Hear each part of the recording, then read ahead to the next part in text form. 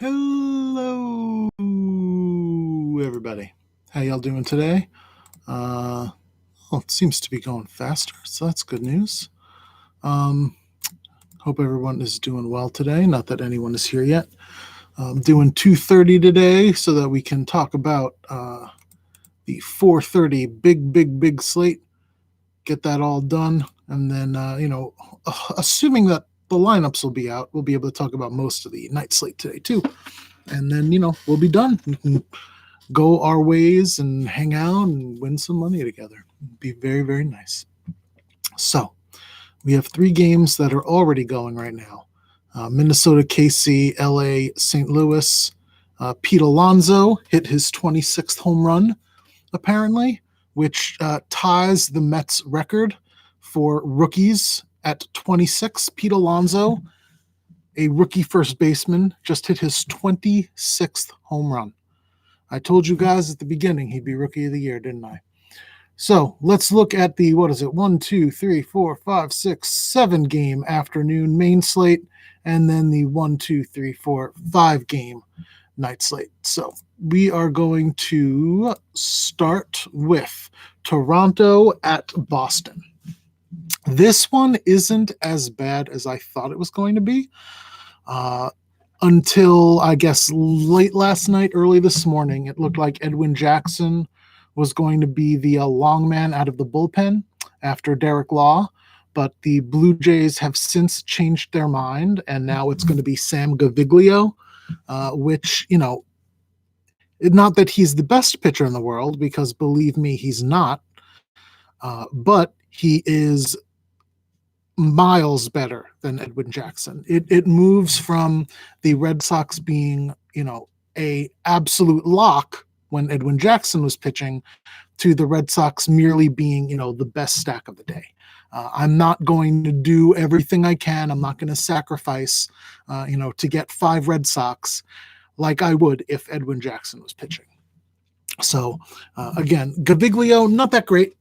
I'm not going to say, we should play him. Because quite frankly, we should not. If you look at the lineup page, and I always suggest you do, as a companion to the video that I'm doing. Let me see here. I can post it, and then if I post it, it'll link automatically. Again, there's only one person here, so hello, the one person here. But whoever joins later will see that. Gaviglio, isn't going to get a huge amount of run anyway. But over the last couple weeks, 5.4 strikeouts per 9. So limited upside on top of that, giving up 2.2 home runs per 9, which is good news for the Red Sox. Not as bad as Edwin Jackson again. And then, 1.44 whip. And he's going down the stairs, but not in any way that it's, worth playing him or avoiding the Red Sox. 6.5 ERA to 5.1 FIP, 4.5 xFIP, and 4.2 SIERA. So, I don't know how many times I'll repeat it. Not a great pitcher, still not as bad as Edwin Jackson. The Red Sox are still going to be a very good stack today. I would love to get Betts and Bogarts in there, given their recent form. Eduardo Nunez batting 9th, is 3,300 on DraftKings and 2,200 on FanDuel. He has been very hot lately. So he makes it an interesting proposition to, make it more of a wraparound stack. You can even go like Bradley Jr., Nunez, Betts, Bogarts, and just space it out one every other. And then, you could pick a Chavis or a Benintendi or a Martinez to fill it out if you want to get it up to 5. But either way, there's a lot of ways to play the Red Sox today because they are going to be chalk that aren't chalk. The most people are going to try to get, 1, 2, 3, 4, 5, or 1, 2, 3, 5, 6, or what have you. They try to avoid, and you'll see this when you play stacks that differ in terms of where they are in the lineup. Generally speaking, the higher up in the lineup you are, the more ownership you're going to get. So if you want to play a somewhat chalky stack like the Red Sox will be on this smaller slate, a very good way of doing it is to play, Bradley at the 7 slot and Nunez at the 9 slot with 3 guys at the top of the lineup, because you will be able to get a lot of production. You will be able to get, some pieces that are chalky that, won't kill you if they go off because you have them, but you'll also be able to differentiate yourself. And in this case, take a Bradley Jr., who's been doing well the last month or so, and Nunez, who, again, has been doing very, very well recently. Just to give you specifics, because I do like to give you specifics, over the last week, he has an OPS of 1.25 with a 500 batting average, 250 ISO, and a 524 WOBA. So, the sample size isn't the hugest. It's not like he's had 30 at bats. But, he's at 8, which is not 1 at bat. He's been in a couple of games, and when he's gotten the chance, he's done very, very well. So, not to mention that he's going to be going against some really bad pitching, and you really do sign me up for some Eduardo Nunez, even just as a one-off, to help you fit in pitchers if you want to do that. On the other side, you have Brian Johnson pitching, and he is also a very bad pitcher. He will not be in the Red Sox rotation for very long. Granted, he's been, somewhat unlucky, but that's one of the rare times where you don't see that reflected in the advanced stats. So, first of all, his strikeouts per 9 over the last couple weeks is 5.4, which means you basically can't play him anyway because, as I've often said, strikeouts are where you're going to get most of your points. Hey, Hanif Beeks, how you doing? Long time no see. So strikeouts are where you're going to get most of your points from pitchers. So you want a pitcher with a strikeout per 9 that is as high as possible. The pitchers that are going to give you the most value, that are going to give you the most raw points, that are going to win you tournaments are not the ones that get you 6 innings and 2 strikeouts. They're the ones that can get you into the double digits, even if it's just a chance. But they're the ones that can give you the chance to get you in the double digits. And Brian Johnson, not one of those guys. Again, 5.4 strikeouts per 9. The crazy part is his walks per 9 is 8.1. 8.1, which is by far the worst on the day. That's led to a whip as high as I've ever seen over a 2-week stretch. His whip is 3.30. And the worst part is, and this is something I've also never seen before, the batting average against is 471. The batting average against is 471. That's correct. The BABIP against, the batting average on balls in play against him, is 533. Now, when you see that 99% of the time, you're going to see a high ERA, and then the FIP and the XFIP and the Sierra much lower. Those are manifestations of luck, essentially, the BABIP and the average against to a degree. There are some pitchers who the bad average and the bad BABIP against is reflective of the fact that they are really, really bad pitchers. And in Brian Johnson's case, his ERA is 5.4, but his XFIP is 6.42 and his Sierra is 6.28. I have never seen in my life, doing this for a while now, I have never seen someone with a 533 BABIP against whose XFIP is more than a run greater than the ERA. Basically, what this all boils down to, if you don't get the advanced statistics and everything. And that's not a problem. I'm here for the advanced people and the beginners alike. And if you have questions, please ask. I will get to all of those guys. I do like Malone, but I will definitely get to those guys because I'm going to go game by game. So the point I'm trying to get is, hey, Hampton, how you doing? Welcome back. The Blue Jays today are going to be a very good stack. Again, Brian Johnson is a very bad pitcher who can't find the plate. And when he does, the people are hitting the ball against him and hard. And it's not a function of luck that he's been bad. It's a function of he's bad.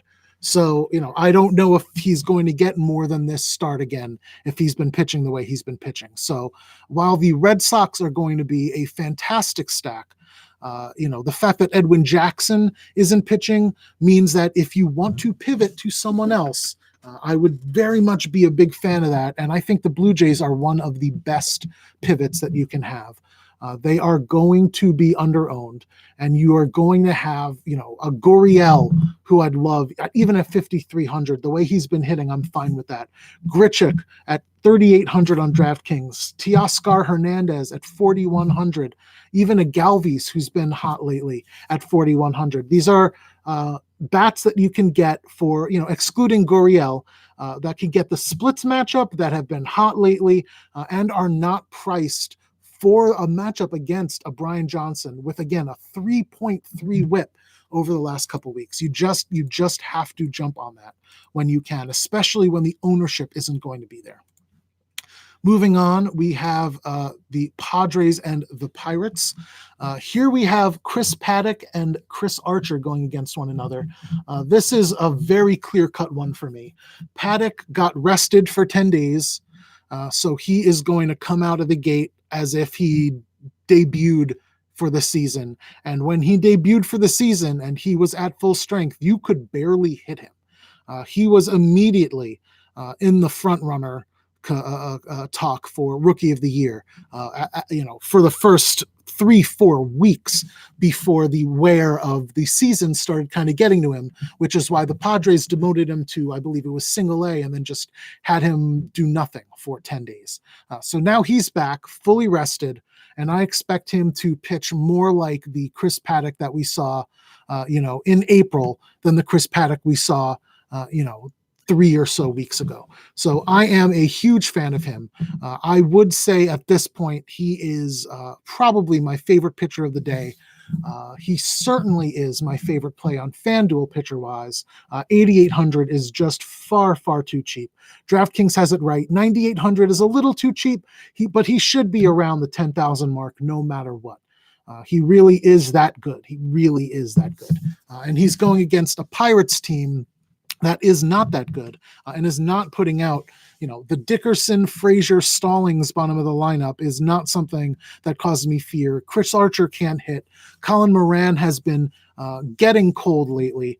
And we see that, when Newman and Reynolds have been hot for a week and a half and they suddenly get closer to cold than hot, that they are starting to cool down dramatically. So this is a Pirates lineup that, if you're following the trends, doesn't really worry me that much either. So Paddack, absolutely love him.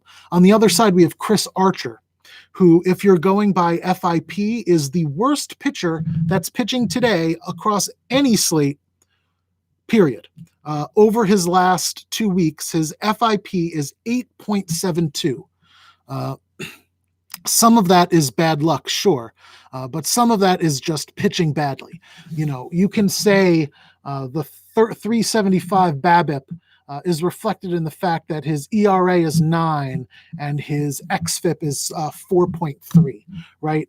The fact that his strikeouts per 9 is about 13, speaks well to some kind of upside. But the problem when you dig in is the fact that he's walking 4.1, meaning the control isn't there for him to, take advantage of matchups the way he needs to. Like, in order to pitch against a batter with a game plan, you have to be able to locate your pitches.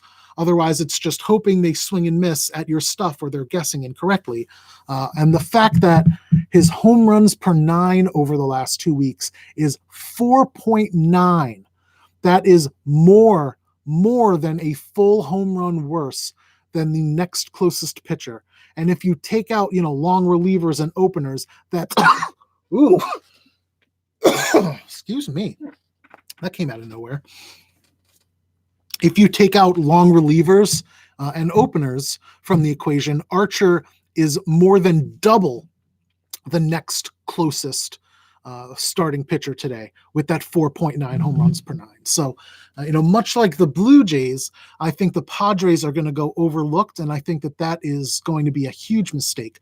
Tatis is expensive, and I don't know if I can pay $5,700 for him, but the $3,800 for him on FanDuel looks really nice.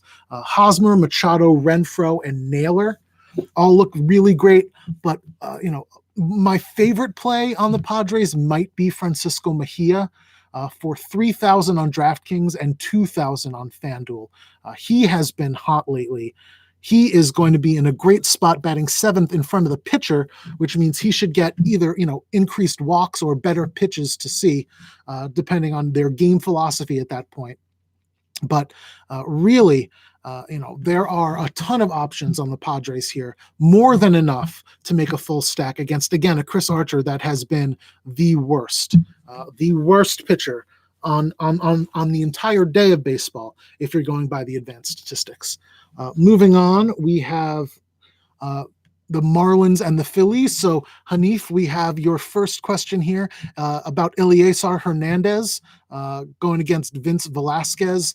So, I am a little torn here about a couple of things. First up, and this is something I have to look up because I'm not sure about it. I want to know how many innings Velasquez is slated to pitch.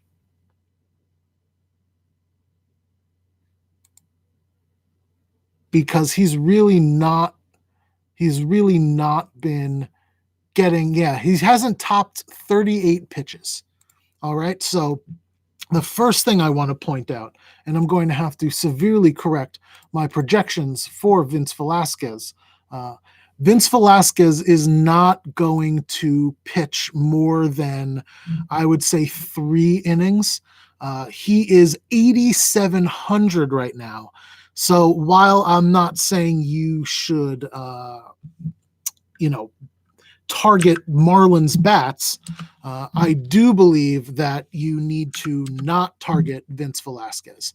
He is someone who is basically like an opener at this stage, right? He has the chance of going, 2 or 3 innings, but that's basically all you're going to get out of him. There is no upside. There is no ability for him to go, 5 or 6, no quality start on FanDuel, no chance of a win. It's just fruitless. So essentially here you have a Marlins team that is in one of the better spots. I'm not going to recommend them because the Marlins are one of the worst offenses I've ever seen in my life. Now with Wilkin Castillo catching after Alfaro went on the IL, it's even worse. Granderson can't hit anything the last month, and he's batting second. Miguel Rojas can barely hit, doubles with the power he has, and they've had him leading off. So, while I am not a fan of taking the Marlins, if you are doing deep GPP, certainly would strongly recommend them. They are, they don't have a lot of upside, but they have enough upside and they will be like 0% owned. And we have to, take into account the fact that the Phillies, with Velasquez included, the Phillies bullpen as a whole is really pathetic. They are one of the worst in baseball. And while, again, the Marlins are one of the worst offenses in baseball, something is going to give, right? It could be the game again that the Marlins get 16 runs. Again, that's not going to happen. But, the Marlins could go double digits in runs. You're going to be able to get almost every single person in this lineup for super cheap, and that'll let you get in whatever pitchers you want. But again, that's like a deep GPP play. That's not something I'd do if you were one lineup in or anything like that. On the other side is one of my favorite plays of the day, and that's Elieser Hernandez. Elieser Hernandez is, and I talked about the Marlins this way in the past. The Marlins are a joke of a team, and I mean that in as disparaging a way as I can. They are a joke. But, and this is a big but, the one thing they've done by trading off all of their top players that were still prospects is they got a slew of young arms that are nasty, like dangerous good arms.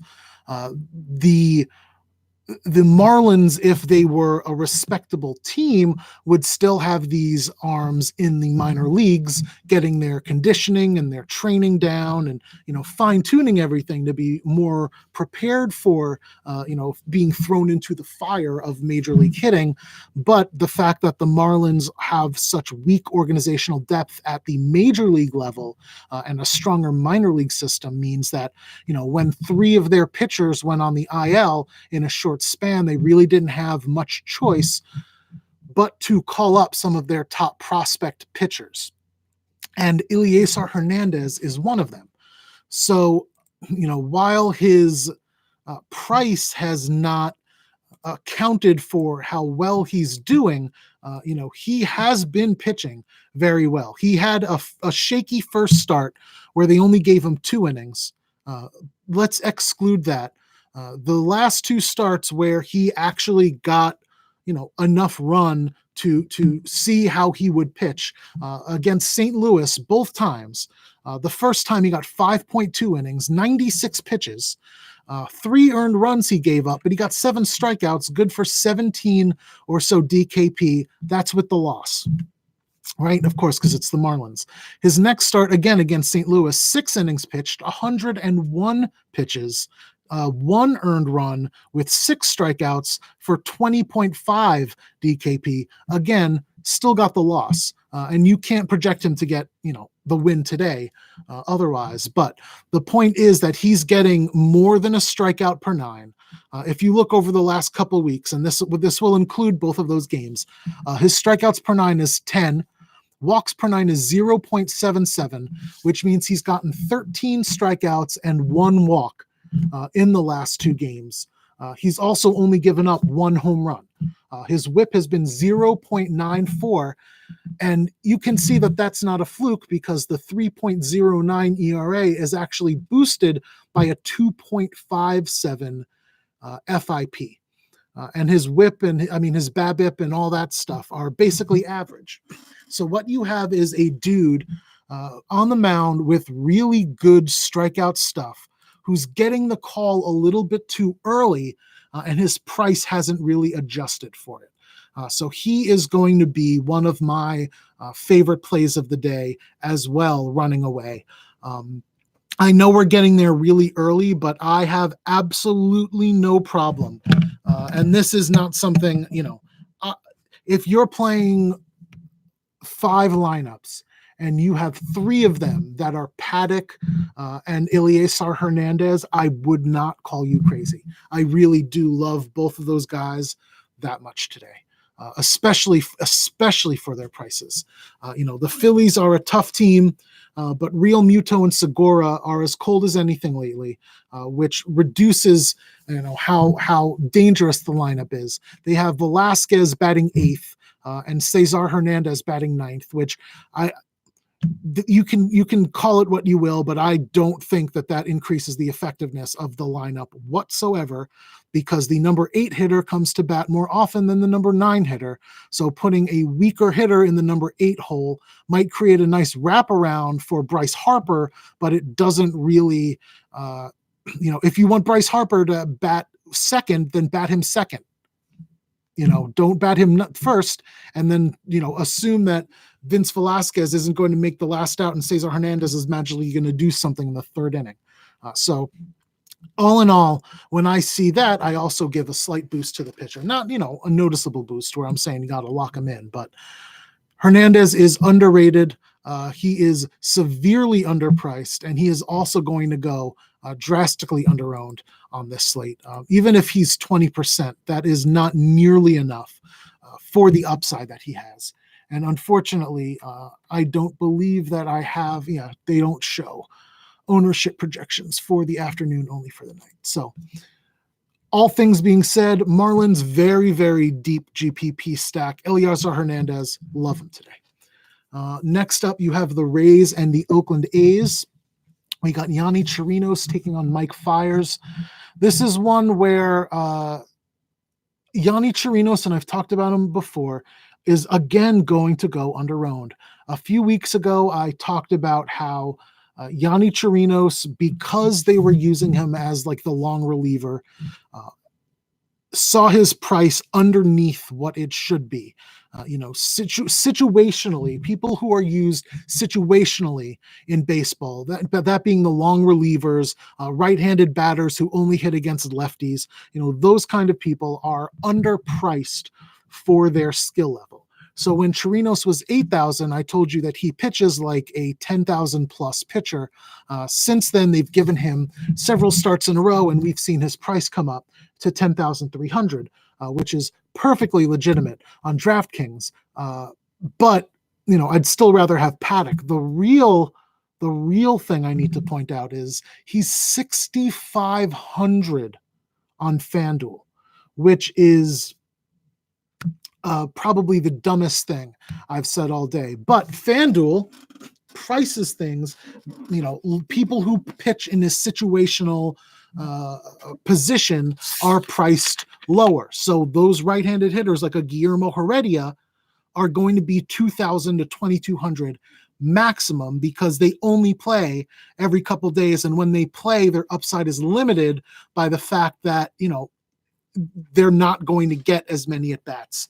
And in the case of a Yanni Chirinos, when someone comes in as a long reliever, their ability to get both a win is limited, and their ability to get a quality start is negated completely. So FanDuel, in response to that, winds up, overcompensating in terms of decreasing long relievers' prices. But, and this is what's happening with Chirinos, when he gets moved into the starting rotation and pitches, like an ace caliber pitcher, his price doesn't move up from FanDuel enough. So,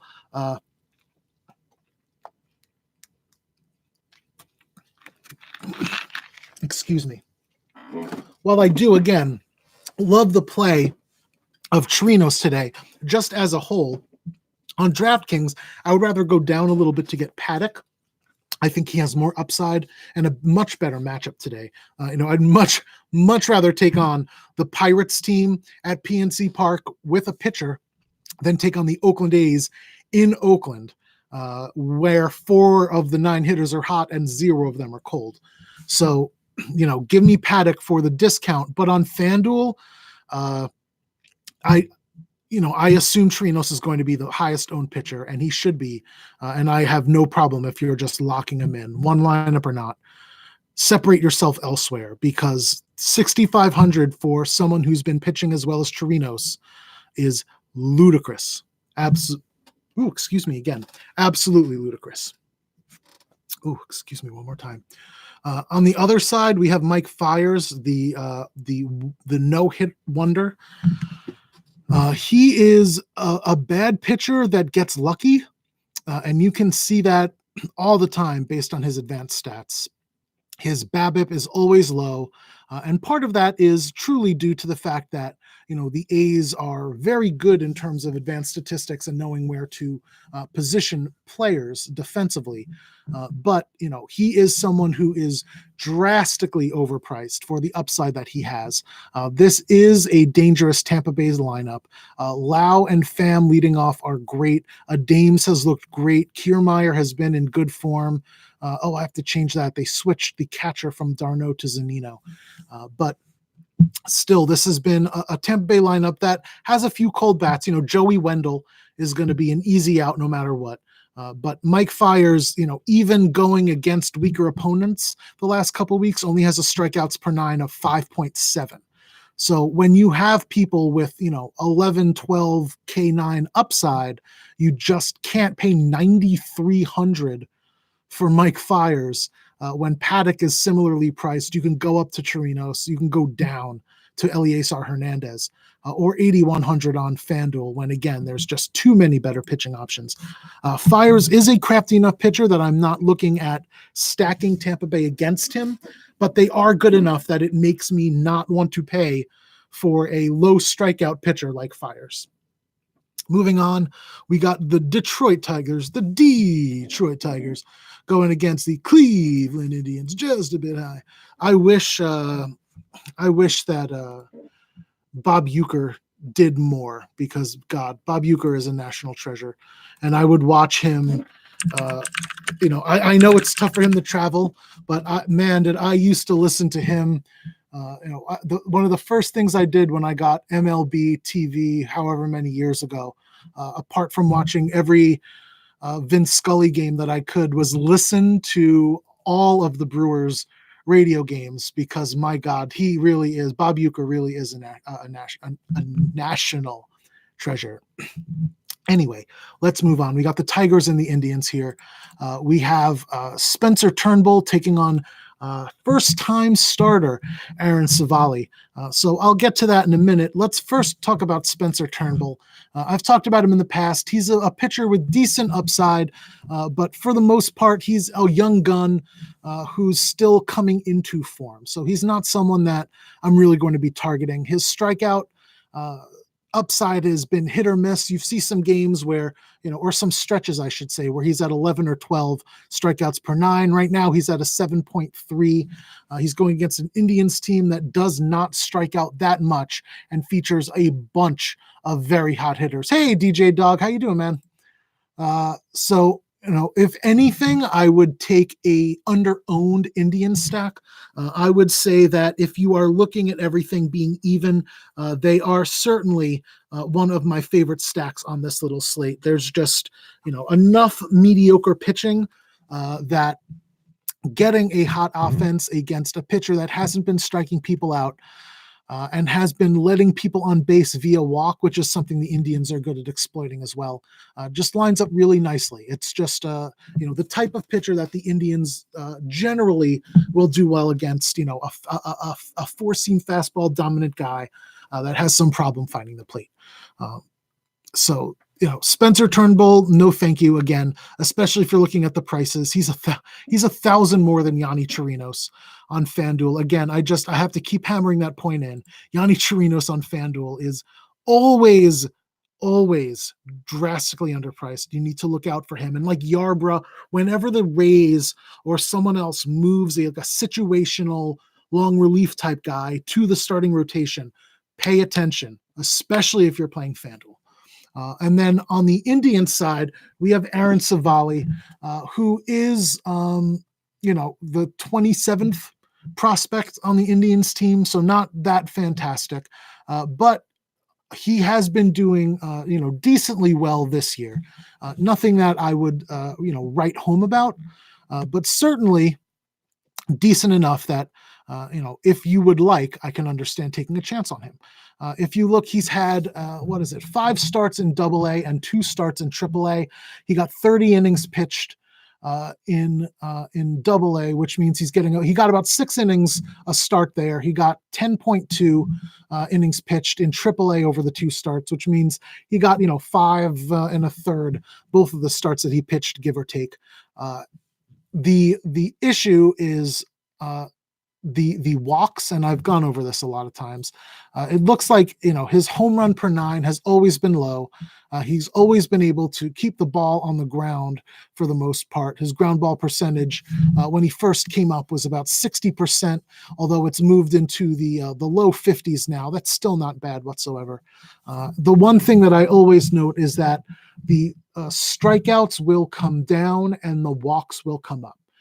So if we look at the larger sample size of the season, as of right now, his strikeouts per 9 would be slightly under 9 if you combine AA and AAA, and his walks per 9 would be over 2, right? That means that we could expect his strikeouts per 9 in a major league start to settle in around the mid-7s, and his walks per 9 to be upwards of 3. Neither of those is particularly usable, especially when. Well, there's no especially there. I thought he was 8,700, but he's 6,700. I was going to say, especially when he's priced up, but he is not. He's not available on FanDuel, so you don't have to worry about him.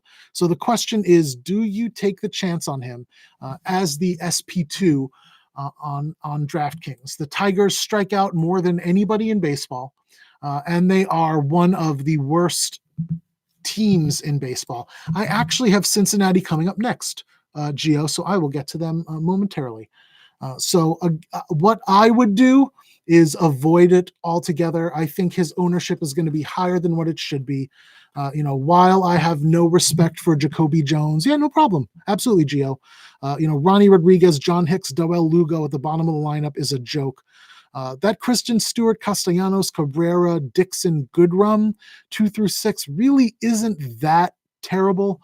And I really expect that Savale is going to have not enough strikeout upside and have enough problem finding the plate. And that's ignoring, that's just talking about the statistics and everything. That's ignoring the real life narrative factor of, oh my God, I'm making my first major league start. This is everything I've dreamed about. I am a 24-year-old kid. I can't believe this is happening to me.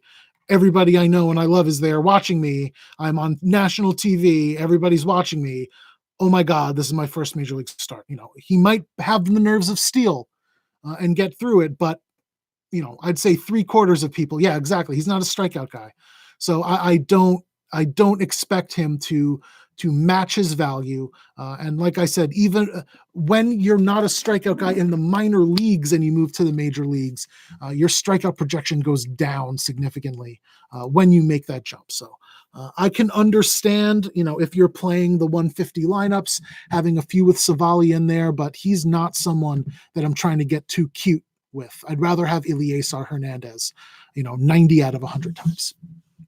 Moving on, we have the Reds going against the Brewers here.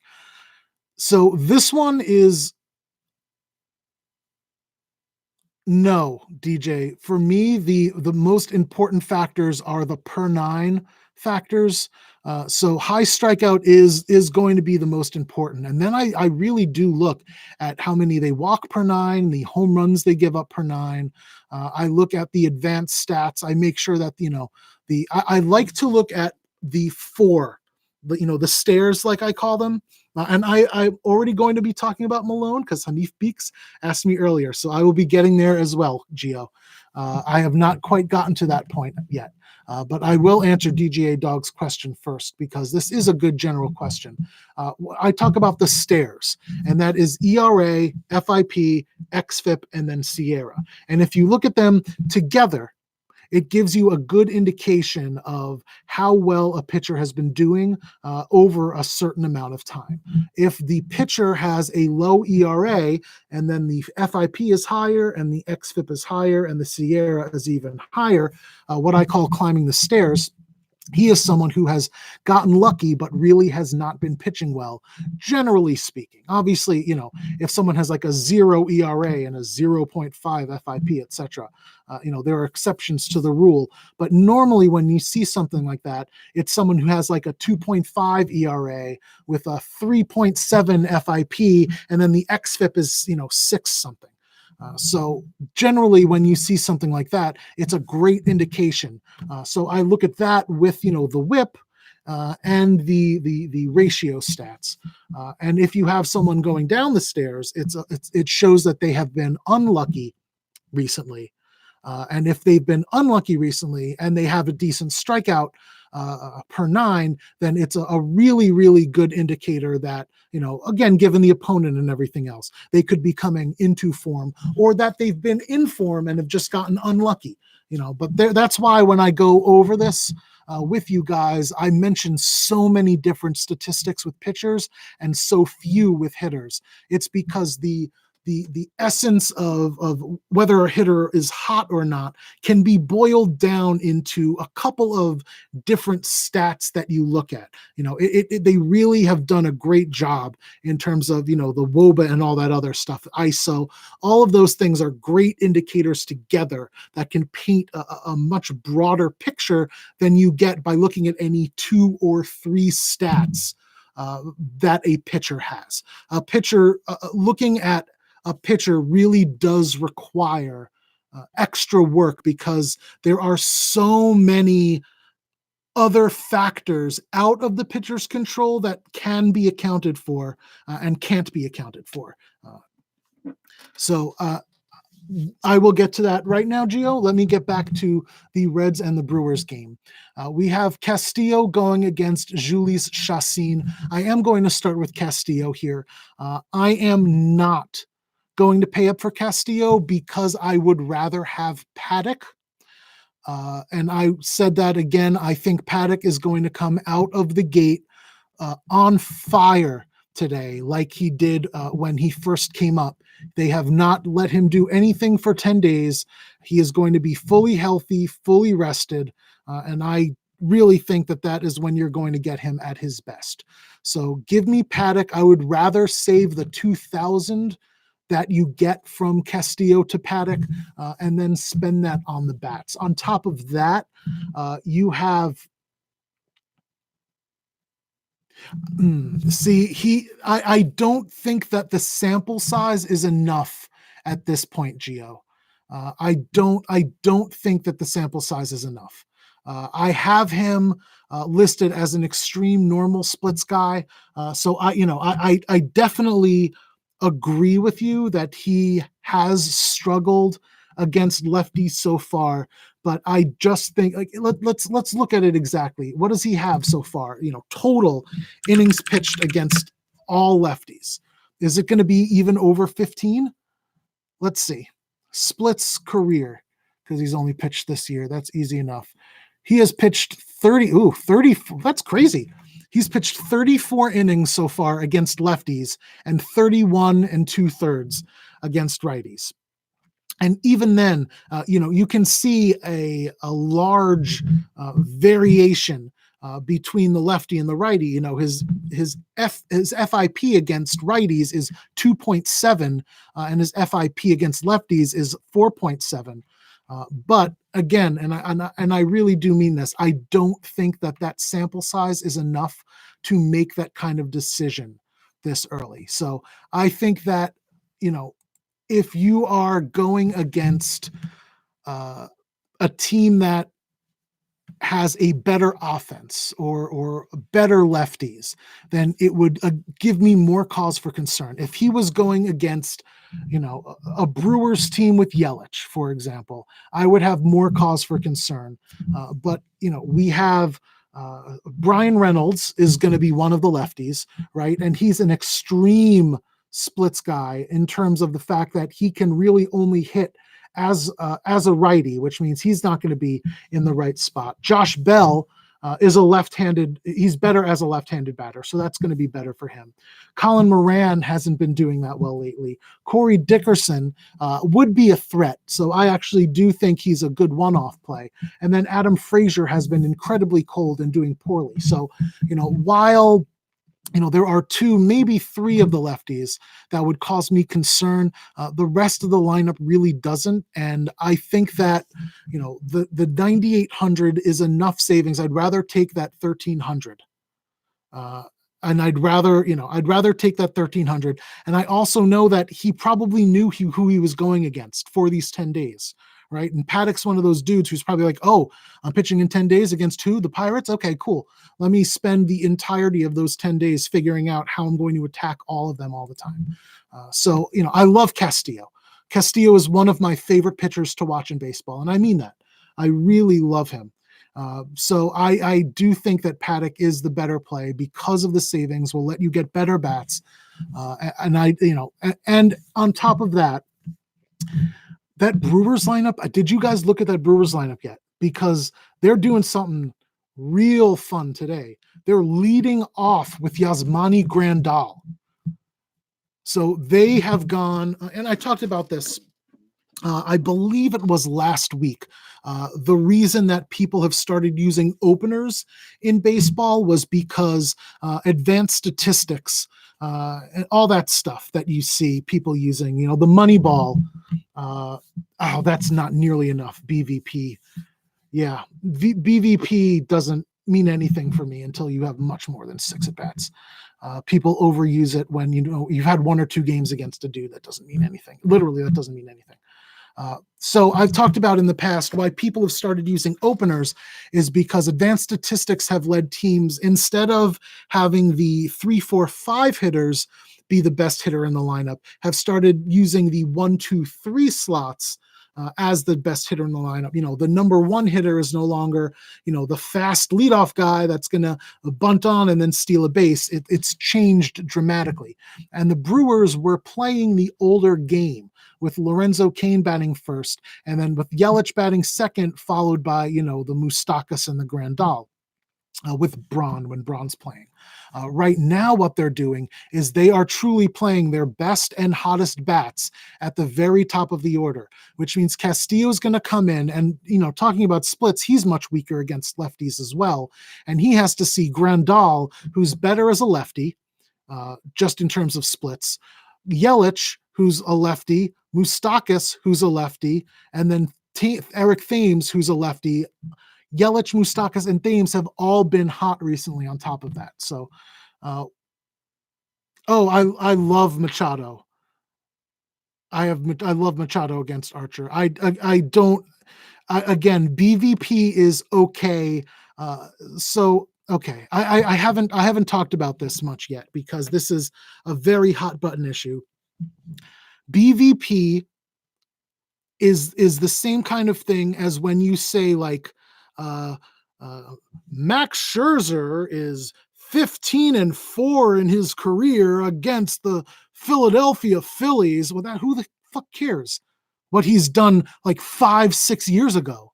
Do you want like the pitches that he throws, the way he throws it, the catcher that he has, the lineup going against him, the ballpark that they're in, the weather conditions, the way that the teams are managed and coached by the hitting and the pitching coaches, the way the batters swing, everything changes so dramatically. Take a look, do yourself a favor one of these days, because if you look at the lineups page I linked earlier, you will see that I have the percentage of what every pitcher throws every pitch, right? And I only use 2019 data. And I want you to do yourself a favor one of these days and go back. It's true, but these are major league batters who are going to have confidence no matter what. They're not wilting lotuses who think like, oh man, that guy struck me out 4 times. You get to the major leagues by thinking, oh, that guy struck me out 4 times. I'm going to get him this time. I'm going to look at the tape and figure out what he's been doing. Baseball is a game of adjustments, and anything like that ignores the fact that adjustments are a natural part of the game of baseball. So again, go and look at, Noah Syndergaard and look at the percentage he's throwing all of his pitches this year, and then what he did last year, and then the year before, and then the year before. You're going to see new pitches added. You're going to see, certain fastballs cut in half. You're going to see the slider go up 25% one year and then sink back down, because the catchers call a different game, the pitching coach and the manager, because everything changes. The plan, if excuse me, if I am a good major league pitcher, I've been doing decently. So, I think I'm right. If I'm a major league pitcher and I have had success or not had success against a player, I'm still going to use that to change how I approach that player later on, because I'm never going to go like, okay, I just pitched against, this major league player. I threw him an outside fastball, an inside fastball, and then a slider off the plate, and he struck out. So if I do that next time, that's going to work. Like, to that degree, it's a useless stat. Now, that being said, there are some examples that it really does factor. And when you get into the 50 at bats, it really is there really is some writing on the wall there, but overall, I would rather look at recent form and the way the pitcher's been doing than all of that other stuff. So I will get to these other questions now. So Gio said, who would I recommend after I'm done on this topic? I think that my favorite two pitchers for this afternoon slate are going to be getting Paddock and Eliezer Hernandez in there. I love taking those two guys. I really do. Let me look at a quick dealio here, because let me get it all in one spot. Yeah, I'm not playing. I love Paddock. I wouldn't mind taking Chirinos if you don't want Paddock. Love Eliar Hernandez. Castillo's great. I like Tommy Milone a lot. But if I'm picking two pitchers, my two pitchers are going to be Chris Paddock and Eliezer Hernandez.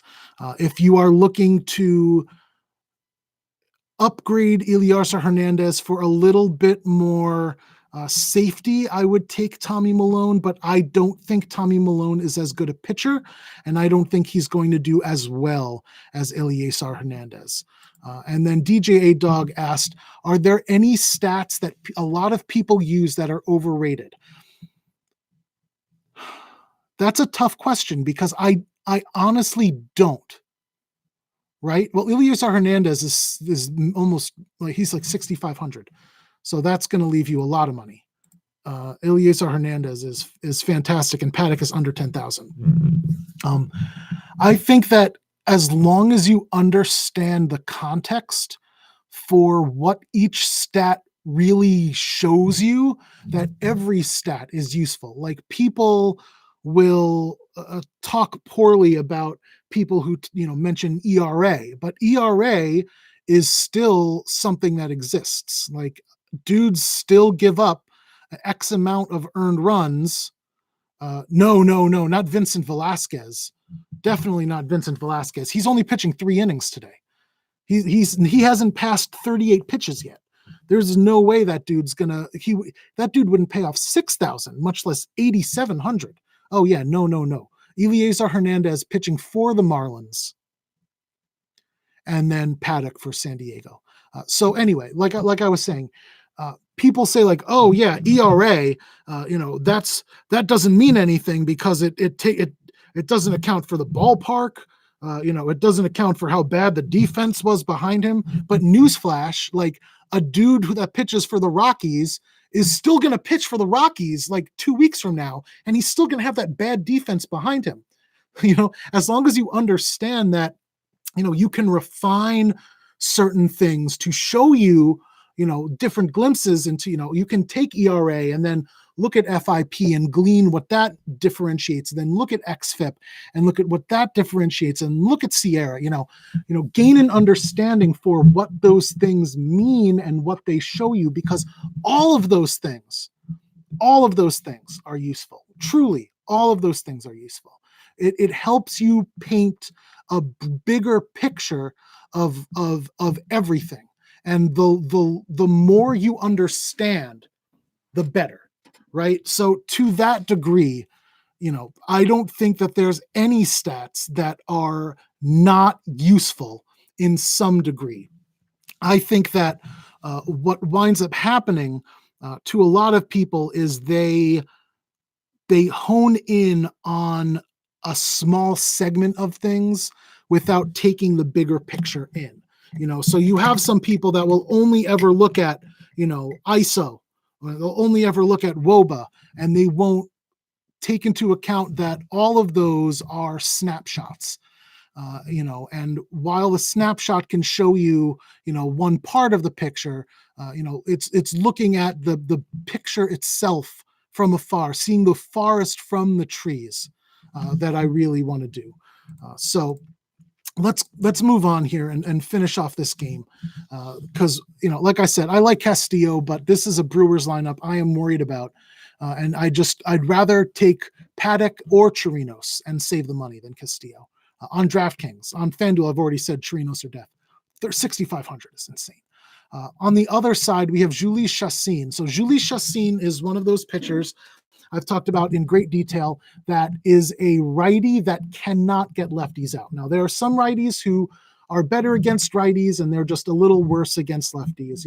Even some of the dudes I have listed with extreme normal splits still have relative success against lefties. And then there's a separate class of players like Jhoulys Chacín who just can't get lefties out. So not only, and this is bad for him, not only is he in bad form lately, if you look at him over the last couple of weeks, 5.8 walks per nine, 2 home runs per nine, 5.53 FIP, 4.41 xFIP with a 1.93 whip.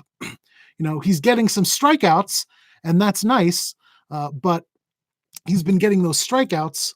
And let me confirm this here, because I do not want to give wrong information. I would rather take a second here. He's getting those strikeouts against, a Padres team that does strike out a lot and had, if I remember correctly, Eric Hosmer batting second, and then the first, third, fourth, fifth, sixth, seventh, and eighth batters were all righties. I remember because I recommended playing Chacín that day. So basically, what I'm going to tell you is stack the hell out of the Reds lefties. Gio, you have it 100%. What you are going to want to do is take Winker, take Votto, take Dietrich, and you can even take a chance on Barnhart. I would not, and I'll go over catcher as you requested in a little bit, Gio. But I would at least focus on a mini stack of the Reds. Winker has been hot lately. Dietrich has been hot lately, and Votto has been heating up. So all three of those dudes are absolutely fantastic. Jhoulys Chacín really, really cannot get lefties out, excuse me. So that should be enough for that game. I think I went over everything there. I think I have one game left for this slate, and then I will go over catchers for the slate for you, GL. If you don't mind waiting one more game. Here we have the Orioles and the managers. The Orioles and the Mariners. Andrew Cashner is going against Tommy Milone. Tommy Milone has been in great form, much to my surprise. He's had 12 strikeouts in the last couple weeks with 0 walks, 0.57 whip. And you can see, everything in terms of the advanced stats, the 4 ones that I were talking about, are right on par with one another. 2.9 ERA, 3.3 FIP, 3.7 xFIP, 3.1 Sierra. So he's not climbing the stairs. He's just been pitching consistently and consistently well. On top of that, you have an Orioles team who has been cold lately. Not a single batter on the Orioles I would classify as hot. And if you go over the lineup as a whole, almost every single hitter is either cold or on the precipice of being cold. Dwight Smith is the only one with an OPS over 800 in the last week. He's only had 8 plate appearances, and he can't hit lefties. So we can pretty much already rule him out. Everybody else has an OPS of 800 or under. Most people are 550 or under in this lineup. So Tommy Milone, yeah, I don't trust righties against Chacín, but I do trust the Reds lefties at the top of the lineup to chase Chacín early enough that if you want to fill out the stack with a couple of the righties, do yourself a favor and do that. I don't know if you've seen the lineup page that I've been talking about, but this is it. Oop, that is not what I wanted to do. Jesus, YouTube, why do you have to make everything so difficult?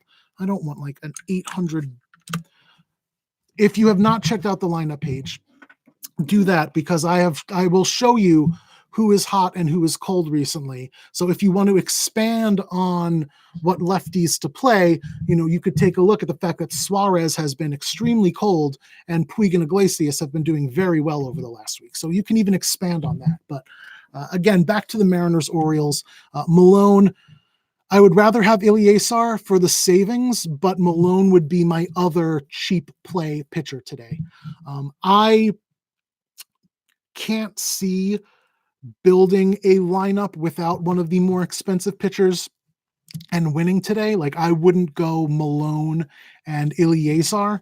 I wouldn't use Malone as your SP1 today, but if you are going to get a Paddock in there or a Chirinos, or if you're going to take the chance on Castillo against this Brewers lineup that I really do love, Malone is going to be, as far as I'm concerned, your second best, cheaper choice. On the other side, you have Cashner, who's been pitching decently, but he's still a pitcher on the Orioles, which means that the Mariners get the free pass today.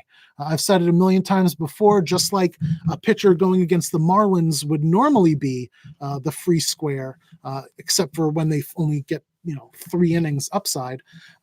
Whoever is batting against the Orioles get a free square. They may not be the best stack, but they are certainly a stack to very, very strongly consider. So let's break this all down. Let's give a summary. And then I'm going to move on to the much shorter and easier night game slate. So we have the 7 games to choose from. I've talked about how Chris Paddock is overall my favorite pitcher of the day. I think that the upside that he has, the upside that he shows you is insane for the price. And the fact that he's been rested for 10 days and is going against a pretty poor Pirates lineup just adds to how much I like him. The fact that he hasn't pitched for 10 days has lowered his price under 10,000, and I expect more of the early season Paddock that was fully healthy and fully rested than the Paddock that had shown up over the last couple weeks. My second favorite pitcher, let's say this first. What I'm talking about right now is DraftKings only, period. My second favorite pitcher is going to be Ilyasar Hernandez for the 6,500. I talked in great detail about how, enough of this Phillies lineup is cold or bad. I respect Brad Miller. Real Muto and Segura have not been hitting well. Cesar Hernandez is bad. Vince Velasquez batting 8th is a joke for this Phillies team.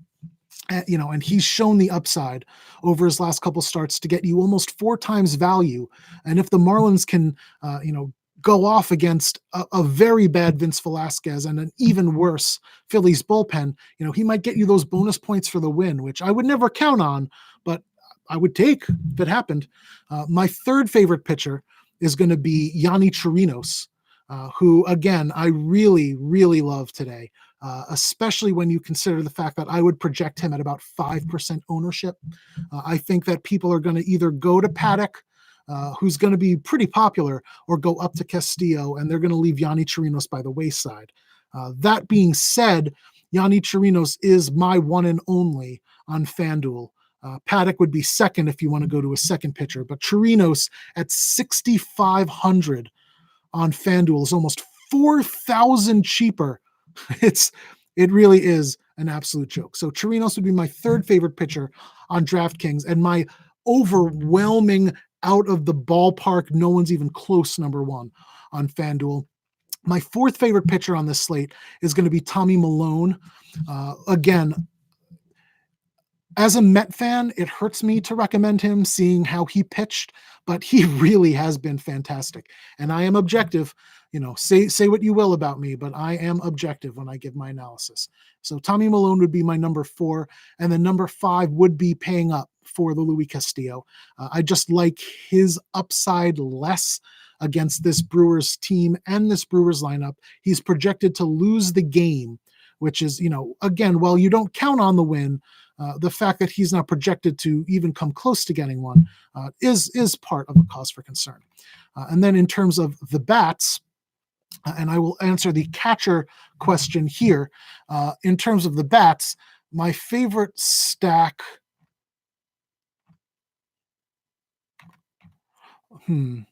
So this is where it gets a little tricky, right? So my favorite stack is going to be a Reds mini stack against Jhoulys Chacin.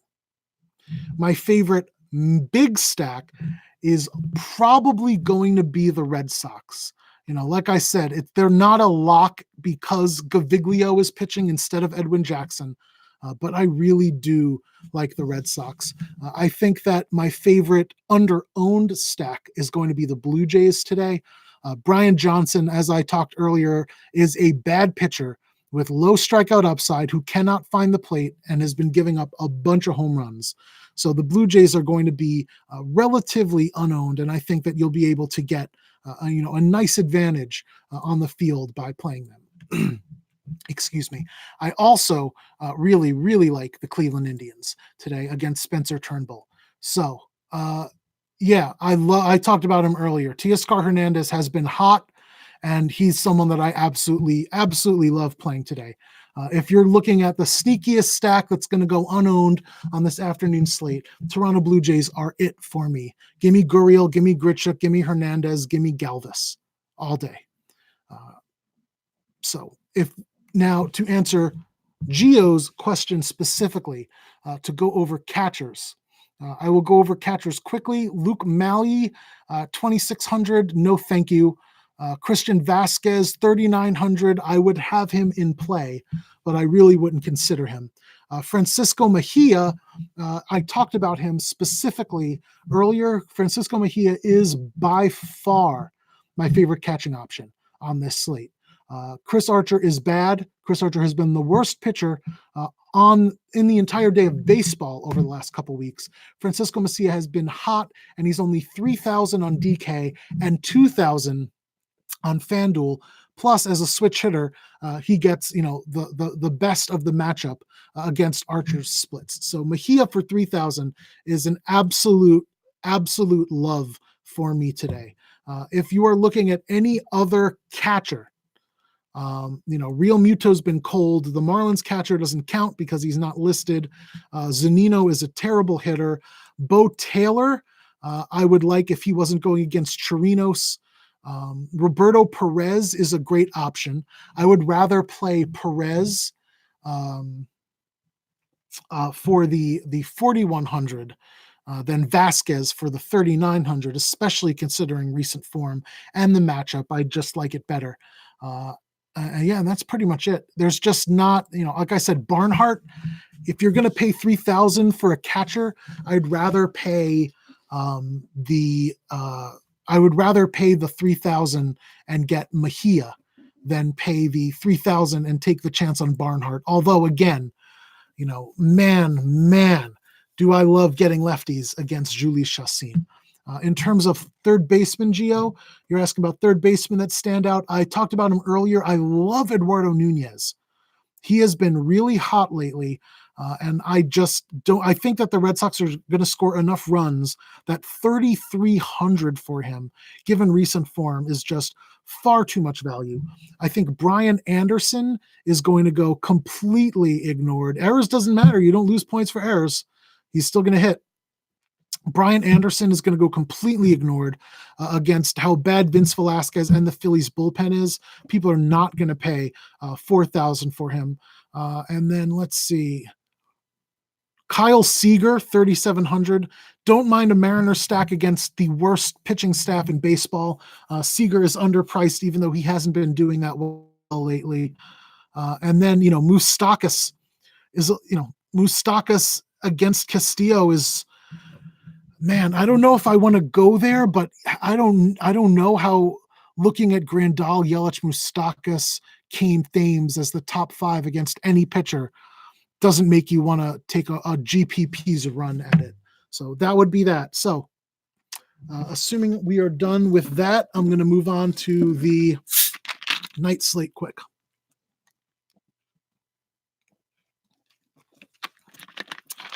That is the only reason I didn't mention him. Gio. Scott Kingery has been amazing lately, but you can't pay that much for him. You just can't pay that much for him. Jose Ramirez has the upside that he has for 1,600 less, and he hasn't been hot lately. Matt Chapman, Kyle Seager, there's a panoply of third baseman options today that have similar upside to Kingery, but are going against, bad pitchers. And again, Eliezer Hernandez is a really good pitcher. He's not one of those guys that got called up because they have no other options, and because of injuries. He got called up early because they have no other options. But it's not like Brian Johnson for the Red Sox, who's just holding the fort down until Eovaldi comes back because they literally don't have anybody else to pick up fifth starting duties. Eliezer Hernandez is a great, great play. If I'm playing one person, I'm going to play Betts. Oh, hey, Grace. I haven't seen you in a long time. I was wondering if you were doing well. Thank you for coming back. I missed you. I hadn't seen you in a while. I was starting to worry. And I would take Betts over JD, given recent form, and leading off gets him an extra at bat. I'd rather have the leadoff hitter, all things being equal, than the number 4 hitter. Give me all that. So let's move on to the night slate. Normally I do these videos for an hour, and I'm already at an hour 10. And if you know me, you know that it is agonizing for me to sit at this chair for more than an hour. So the pain, pain's not helping right now. So let's look at the night slate. So the one thing, excuse me again, I'm so sorry. I apologize. I'm so sorry. We have the 5 games going tonight, and let's see, 1, 2, 3, 4 of the lineups have come out. Yes, Gio, I try to stream every day, sometimes twice a day. Sometimes I do Periscope. Sometimes it's members only for the members of my site. But I try to do at least an analysis video and a Q&A video every single day. That's what I'm here to do. Ask me what you want about lineups and who I like at positions and everything. That's why I am here. I'm here to help. I can give you my thoughts, but I would rather get into the nitty gritty and answer some questions for folks.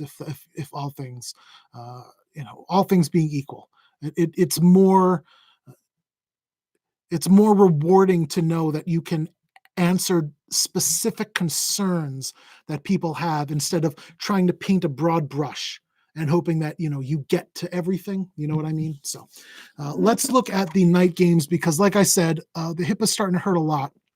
And I really do need to go, not be here. So game 1, and this is the game with my favorite stacks. No, that's not true. I'm sorry. Ignore that. We have to take one thing. I'm sorry. I have to say one thing first. Don't leave yet if you're here, because this is crucially important. Yeah, it's at, that is the Twitter. I think I just tagged myself in the chat, but I have no idea what I'm doing. As you can see by the gray in my beard, that is not old soap. That is old man. There's one thing that I need to point out that you need to understand. Texas, and I've talked about this in great detail before, there are ballparks that have been built in order to minimize the impact of wind. Okay? San Francisco has done it. Texas has done it. They built giant windscreens in order to stop the wind from whipping around the stadium, because that's what winds up happening. The wind blows in and then whips around the stadium and blows out extremely hard to right field. And yesterday, after Nomar Mazara hit a 505-foot home run, it was reported that the wind screens in Texas are ripped and broken, meaning they do not function at all, and the wind is going to have a considerable effect on that game. I would say bet the over, and I would say do everything you can to get 8 batters from that game, especially if they're lefties, because as I said, the wind is blowing out. It's going to be whipping out to right because the wind's going to be blowing in at 14 miles an hour. And then, like I said, it's like a wind tunnel. It just whips around. So the Texas game, while I would like the Atlanta-Washington game better, all things being normal, not only, but priority, Chu, Mazara, Calhoun, Cabrera, Odor, and Guzman. By the way, that's 1, 2, 3, 4, 5, 6. 6 of the 9 batters for the Rangers are projected to be lefties. You have 1, 2, 3, 4, 5, 6 of the batters from the White Sox are projected to be lefties. So out of the 18 batters, you're going to have, well, that's actually a confirmed White Sox lineup too. So you know for a fact you have 6 lefties in the White Sox lineup, and you should have 6 lefties for the Texas Rangers. So that's 12 different bats to choose from that are going to have one of the greatest advantages you are going to see this season. And I'm not exaggerating when I say that. Texas without the windscreen, they had to build the windscreens because of the way the wind whipped around in that field. The fact that it is going to be 90 degrees, humid, and the wind's going to be whipping out to right field means, again, do everything you can to get those bats in. It might not pay off. It's baseball. Do everything you can, period. No, don't play Despaigne or Lance Lynn. As much as I love to say Odrisamer Despaigne, Rangers bats today. Votto for sure. Like I said, lefties against Chassin is one of the greatest things that you can get. So if you're going first base, give me the lefty there. Complete that red stack. Give me those Reds lefties. And then Votto's been doing well enough that I'd rather have him than taking the chance of Hosmer against a very good pitcher in Castillo. No, God damn it.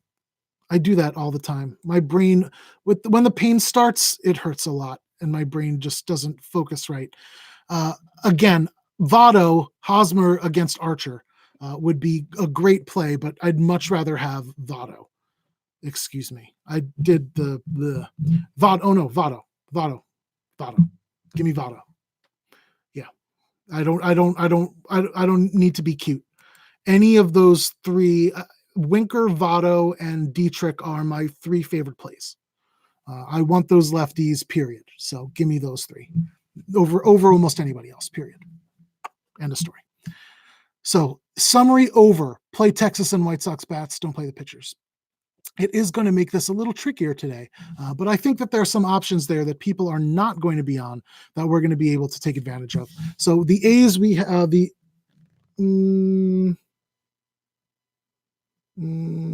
getting messages. None of them are for this, so I can ignore it for now. So we have the A's and the Nats. Mike Fultonavich going against Anibal Sanchez. This is one where I am not taking any. Yes, I do, Edgar. I love an Indian stack today. The Indian stack would probably be my 3rd favorite stack on that slate, full stack-wise. Turnbull is overrated, has not been pitching well, and the Indians have been in very, very good form as a whole. I believe it was 5 or 6 of the bats in that lineup are hot right now, and 0 of them are cold. So give me them. Now we have the Braves and the Nats. So we have Acuna, Swanson, Freeman, Donaldson, Markakis, Riley, Albies, and then Flowers, which is normally the lineup they play against lefties and not the lineup they play against righties. No problem, Edgar. Hey, that's what I'm here for. Give me Teoscar over Malik Smith also. I love Teoscar today, 100%. So we have Albies 8th and Flowers batting 9th, which is actually a downgrade to the Braves lineup because oops, that's the wrong one. Sorry. There we go. If anyone's following along to the lineups page, I just messed that up. That is a downgrade to the Braves, but it's still Anibal Sanchez, so there's not really any chance that you're going to want to play him. He is an absolutely terrible pitcher. If it weren't for the fact that the windscreens were broken in Texas, I would absolutely be all over the Atlanta and the Washington bats today. All over them. They would be 2 of my favorites by far. Absolutely hate Fultonavich and Anibal Sanchez. The fact that it's going to be cooler in Washington with the wind blowing in slightly and both teams are projected to get over 5 runs should really tell you everything that you need to know. On the Nats side, you have Turner, Eaton, Rendon, Soto, Adams, Suzuki, Dozier, and Robles. So that is actually better for the Nats than I had. I had Gerardo Parra getting a day and Robles getting a day of rest. So that's actually better for the Nats and worse for Fultonevich because Parra has been extremely cold lately, which means that, this is a better Washington Nationals stack than it was a few minutes ago, but still, oh yeah, I leave up to 500 in the bank without any problem. 500 in the bank is fine. It helps separate yourself from the field. As long as you're happy with the lineup. The point is not to spend all your money. It's to build the best lineup you can. There were plenty of times when I was going over, the best possible basketball lineup when I was doing those articles where it would be, 48,700, 1,300 left on the table. And that was the best possible lineup, not the lineup that won, like the best possible lineup you could have put together, left 1,300 on the table. So it's just a function of finding the best players that are going to get the highest value. So leaving 300 in the bank is not bad at all. Like I said, I leave up to 500. Next game, we have the Rockies and the Dodgers. Ryu is going to be the chalk pitcher tonight. I understand that. He is fantastic. The Rockies just got embarrassed by Walker Buehler. I have absolutely no qualms whatsoever with spending up for Hyunjin Ryu. I will say that if you don't want to play him because he's chalk, I understand, but be aware that if you fade him, you are fading the pitcher on this slate with the highest upside. And there's really only one other pitcher that I would put in the same territory, and he's a GPP only play, as I talked about the last time he started and threw a complete game. So Ryu's going to be the best pitcher. The question is, can you afford him? I would try to. I think there's going to be some value bats that'll open up that'll give you the option to fit him in. But again, I can understand if you don't want to go there. The pitcher that really intrigues me here is Peter Lambert, who, again, like Elieser Hernandez, was one of the Rockies' top pitching prospects. I did not skip Stros versus Yanks. The Stros versus the Yanks is next because all of those games are 7:15. So the Rockies, and if you look at the lineup page, Edgar, you can see on the bottom the order that I'm going in. So Braves, Washington, then Rockies, Dodgers, then Houston, New York. Because you can only DM me if I follow you. I have no private DMs set, but if you send me an @ on Twitter and ask me to send you a DM, I will send you a DM and then you can DM me back. I don't want to get spam from a whole bunch of people, and a whole bunch of trolls that have been trolling me on Reddit. So I try to avoid that avenue. But like I said, Gio, just send me an @ say, hey, I'm Gio, hit me back, and I got you. Anyway, like I was saying, the one pitcher here that I am very intrigued by is Peter Lambert. Much like Elieser Hernandez, Peter Lambert was a top prospect that got called up for injury, but he wasn't called up. He was called up. He might have been called up too early, but he wasn't called up like a Brian Johnson, where, oh God, what are we going to do? We just need someone. We need a warm body right now. And Lambert has shown you, hit or miss stuff. The problem is it's tough to know with a Rockies pitcher, especially this early, if the home or away affects him or how much the home or away affects him. So as of right now, Lambert has had one start on the road against a fantastic Cubs offense. He went 7 innings with 9 strikeouts and got 32.8 DKP. Then he had 2 starts in Coors Field where he did not do nearly as well because he was pitching in Coors Field. The first one, he went 5 innings, got 15 DKP against, again, the Cubs. And then the last game, he got absolutely shelled at home against the Padres, getting minus 8.7. But now his price, again, it's $5,500, and he gets to go on the road into LA, where it is a ballpark boost for starting pitchers, as opposed to the worst or the second worst, depending on who you talk to, ballpark for pitchers in the game. Yeah, absolutely, Gio. You got it. I do it based on how much time I have, but I'm always there and I will always answer at some point. Just know I have my site, and a family, and I'm disabled.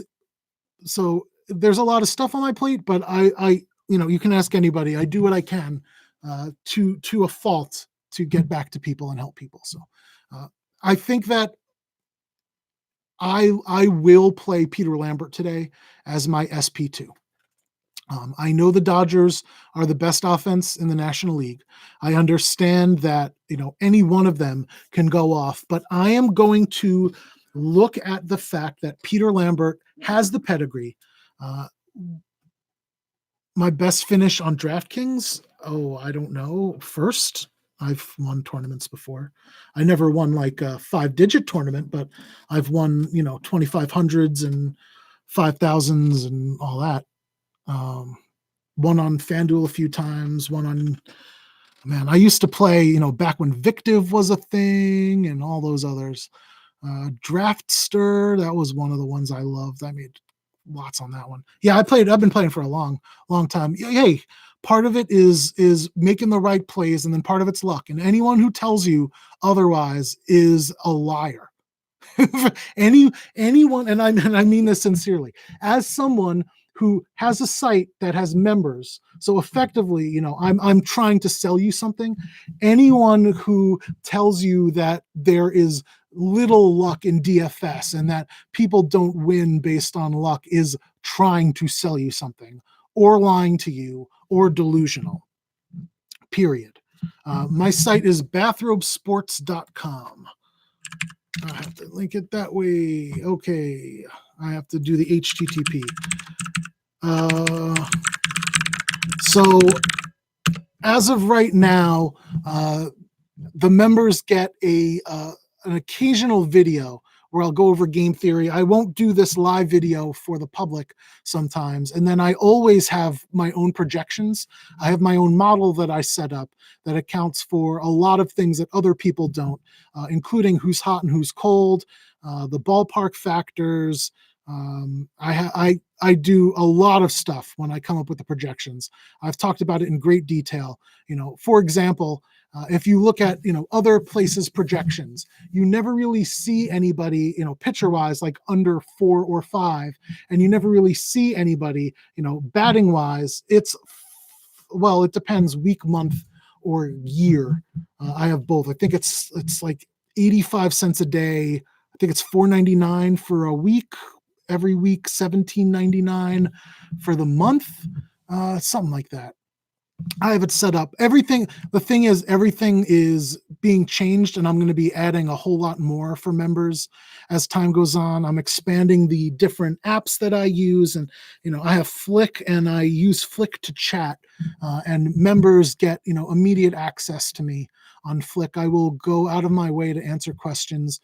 The other day, someone came to me with like a projection template, and I spent like an hour to help him rebuild it for himself because he was a paid member, and that's what I do. So, it's up to you, but that's again, that's not why I'm here. I'm not here to sell the site. I'm not here to do any of that.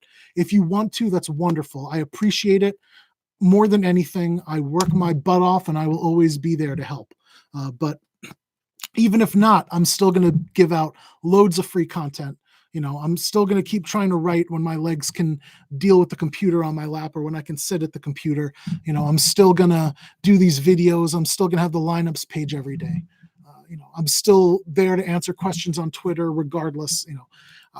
I do what I can, and I will always do what I can regardless. So let me, I really do have to start wrapping this up because I'm in a lot of pain. So Ryu, best pitcher on the night slate. Lambert, I would say, is the best punt. I really do love him today. And I have no problem taking a chance on him outside of Coors Field that he will do what he did against the Cubs in Chicago. Again, I know the Dodgers offense is a good offense, but I also know that the Cubs offense is a good offense. No, it's not. Gio, it's fine. That's what I'm here for, man. And hey, Betty, I appreciate you joining. You never have to feel bad about asking questions. I'm here to answer the questions. That is what I do this for. Never feel bad. The pain is, I have a permanent pain disability. So I am never not in pain. It's just exacerbated by this chair and by trying to sit down and do this. So I'll get it done. and then I'll go and relax and I'll be fine. And you don't have to worry about it. I think the one thing is that I have to take like my medicine every 15 to 20 minutes to help reduce like the inflammation and help the pain. And I don't do that when I'm on camera. So I'm actually going to do that right now, if you don't mind. I apologize. Here, look at the bathrobe curtains with the duckies. Duckies.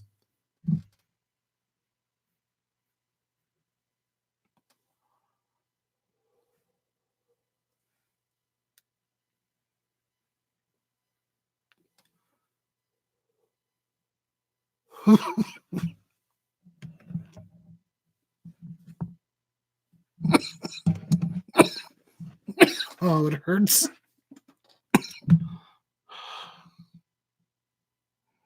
Sorry. Give me a second. It still gets to me. I'm one of those dudes that doesn't even drink, so anything is weird.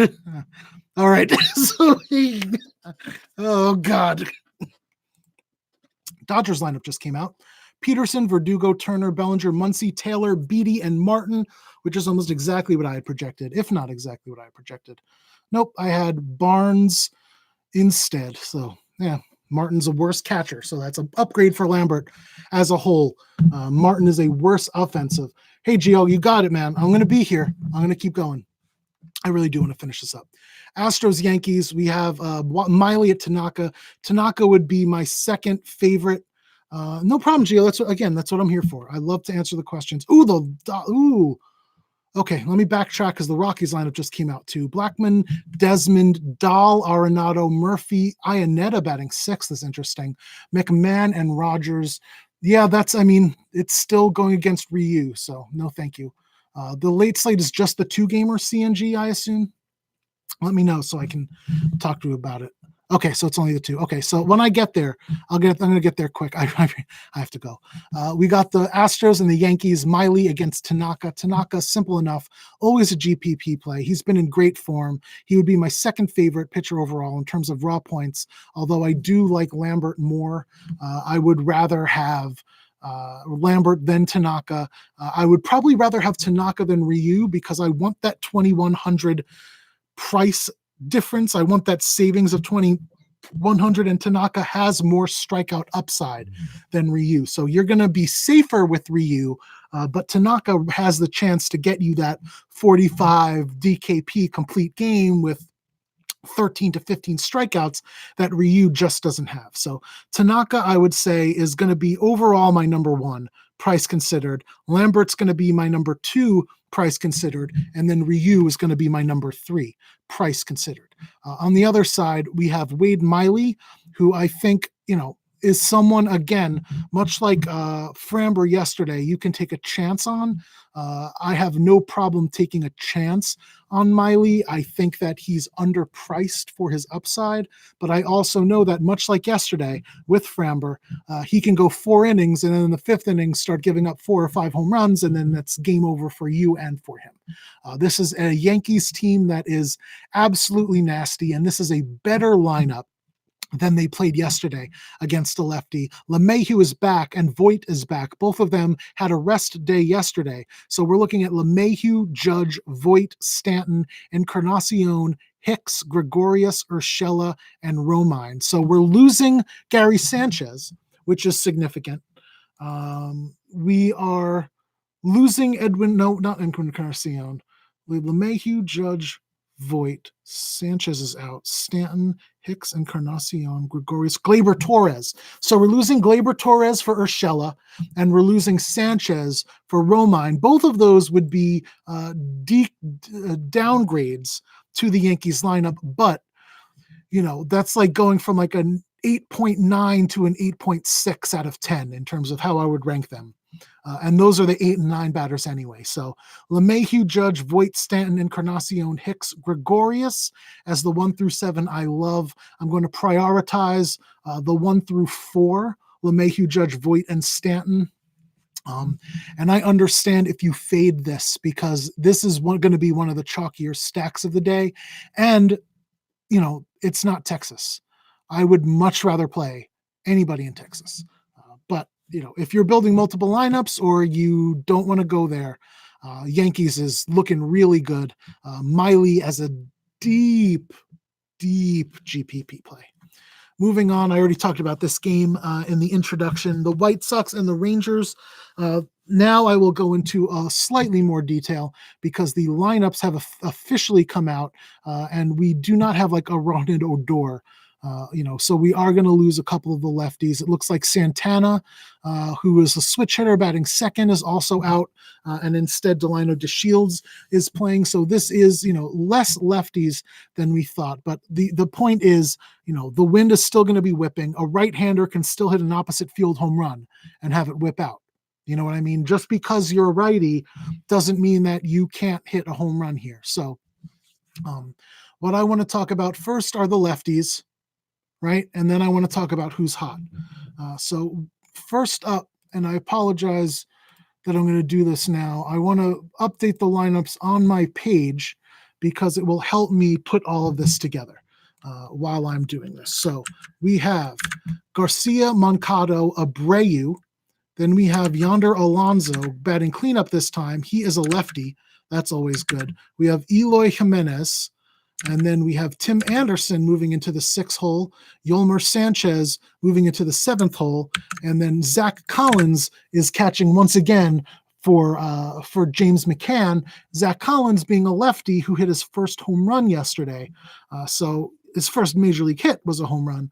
So that is, while I would say overall James McCann is a better hitter than a rookie like this, that is not as bad as you would think. So again, we have 1, 2, 3, 4, 5, 6 of the 9 hitters in the White Sox have a splits advantage against Lance Lynn and also have the park advantage of hitting where the wind is going to be whipping out. On the other side, for the Texas Rangers, we have Chu DeShields, Andres Mazzara, Calhoun, Driggy Cabrera, Forsythe, Guzman, Mathis. So that's DeShields, who's batting second as a righty, and he can't hit at all. So I have absolutely no interest in taking DeShields, even if the wind is blowing out. It's not like Delino DeShields is going to whip some home runs in the right field. So he's someone that you can ignore batting second. So Chu DeShields, Andres Mazzara, Calhoun, Driggy Cabrera. Forsythe is going to be playing instead of Odor, and that's the only two differences in the lineup. Unfortunately, that is the Rangers losing 2 of the 6 lefties that we had originally projected them to have, meaning the lefties now only have, the Rangers now only have Chu, Mazzara, Calhoun, Cabrera, and Guzman. I guess they had 7 lefties, and I counted wrong before. So they have Chu, Mazzara, Calhoun, Cabrera as a switch hitter, and Guzman, all batting lefty. So that's 11 of the 18 batters in this game that are batting lefty. The last thing I want to go over is which of these lefties are hot and which of them are cold, because that is going to be really important. First up, Yon Moncada. He is a switch hitter who is an extremely better hitter as a lefty, which he will be doing today. So that's a boost for him. Consider him a lock today. You have Zach Collins, who has had 6 at-bats now in the major leagues and a 1.133 OPS with a 600 ISO. I would consider him hot, and I would lock him in. Those are the only hot hitters. On the other side, we have Charlie Tilson with a 286 OPS over the last week. That would be considered cold, and he's a cold lefty. Yonder Alonso, 400 OPS over the last week. I would consider that cold, a 0 ISO and a 174 WOBA. That is not good. So those are 2 lefties that have been very cold lately. So you have Garcia and Yolmer Sanchez, who have been middle of the pack. Sanchez closer to cold. And then Alonso, Tilson are cold, and Moncada and Collins are the only 2 hot hitters in this lineup. Both of them happen to be lefties. Both of them happen to have the wind advantage that you're going to want to take advantage of.